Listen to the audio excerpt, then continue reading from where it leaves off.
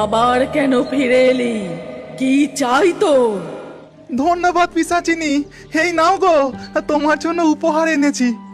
আমার জন্য উপহার? তুই তো মস্ত ভালো মনের মানুষ দেখছি।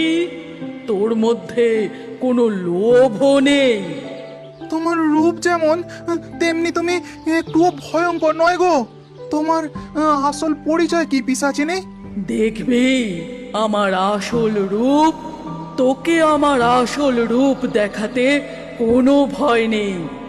তখনই পিশাচিনী তার রূপ বদলে স্বর্ণ জলপরীর রূপ ধারণ করে। তার অলৌকিক মায়াবী রূপ দেখে কাঠুরে মুগ্ধ হয়ে যায়। কোনো মানুষ আমার ক্ষতি না চেয়ে আজ প্রথম উপহার দিল, তোকেও আমার দেওয়া উপহার গ্রহণ করতে হবে। স্বর্ণ জলপরী তার মায়াবী মুক্ত হাতে নিয়ে জাদু করতেই কাঠুরের কাঠের বোঝার মধ্যে দুটো কাঠ সোনার কাঠে বদলে যায়। কাঠুরে কিছুই বুঝতে পারে না। সে জলপরীকে বিদায় জানিয়ে সোজা হাটে চলে যায়। তারপর কাশী বোসের দোকানের সামনে বোঝাটা নামিয়ে, কাশী বাবু, আজ অনেক ভালো কাঠ পেয়েছি, আজ আমাকে 5 পয়সা বেশি দেবেন বাবু।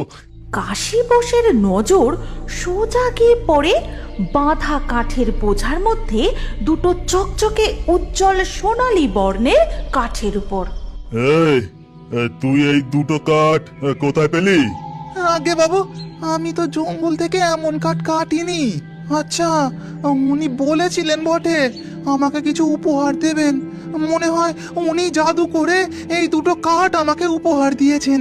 তুই এই দুটো কাঠ আমাকে দিয়ে দে, আমি তোকে এত টাকা দেব যে তোকে আর কোনোদিনও কাঠ কাটতেই হবে না।